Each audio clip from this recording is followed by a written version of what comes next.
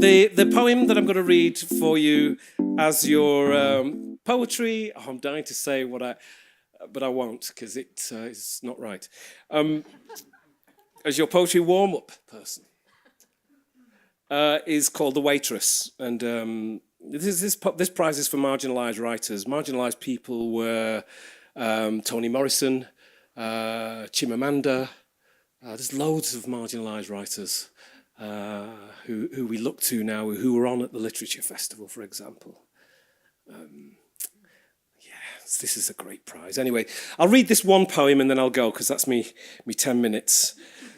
The Waitress and the Knights of the Round Table. It's about a waitress.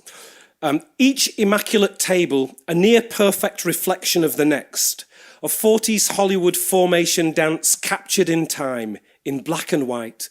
On the mahogany, polished as a morning pond, each tablecloth flapped as swan's wings, and each landing perfect. She made pieces of butter, intricate as the hand-woven curls in a judge's wig, and if not so legal and final, they'd be the crest of waves caught in yellow sunshine. Each serviette, a smiling, silent signet borne in her hands. Each flower, arranged as if grown for this evening, sucks water through the stem and raises its neck. They bathe in the light, flitting from the cut crystal vase, and stand assertive in centre tables, waiting. She picks a speck of dust from a spotless, unspeckled carpet. Her reflection buckles in the neck of a mercurial fork, while the solemn red candles wait to weep their red tears. She pauses, as a mother would, for a moment, in the front room before the visitors arrive, in admiration and slight concern, and bathes in the symmetry of silence and the oddness of order. Even the tables seem to brace themselves as she leaves. The picture was distorted when she returned from the kitchen.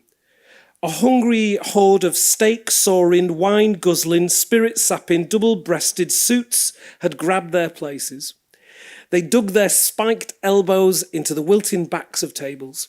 The tablecloth dripped congealed red wine from its quiet hanging corners, and the sounds of their grunts, their growls, their slurping, their gulping, their tearing invaded the hall.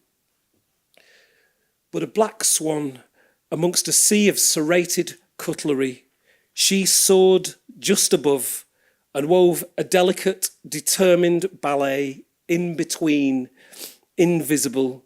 She walked for miles that evening, balancing platters, pinafore perfect, hair clipped so not to slip, hair clipped so not to slip. The wine warmed and the candles cried, and in the background of their lashings of laughter, the guttural sound of wolves. She retrieved a carcass of lamb, poured red, and didn't notice the bloodshot eyes slide over her, nor the claws stretching and puncturing leather brogues, scratching the wooden floor, nor their irritation at her. One mauled a mobile phone with a clumsy paw. The alcohol-fueled change was taking hold, and together they could be and become who they really were, wolves. Wolves in their pack, wolves in their pride. Their lower jaws had stretched and eyes slitted. Some even bayed as wolves, heads flicked side to side. Tongues slipped low, slow and deliberately from their mouths and curled sensually to their snouts. The wolf has a permanent smile. It grew, first half cough, half bark.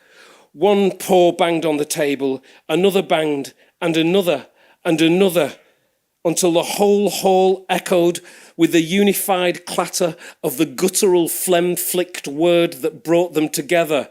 Gurney, gurney, gurney, gurney, gurney, gurney. They chanted faster. Gurney, gurney, gurney, faster and faster. Gurney, gurney, gurney, faster and faster. Gurney, gurney, gurney, gurney, gurney, gurney, gurney, gurney, gurney, gurney, gurney, gurney, gurney. She turned to her colleagues who stood by the entrance, the kitchen entrance, but their eyes slipped sideways away from her. They too were wolves.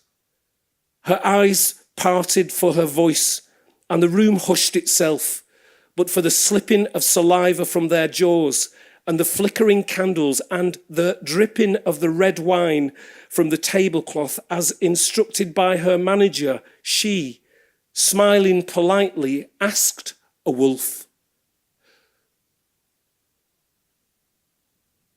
"More coffee, sir?" Thank you a lot. Thank you.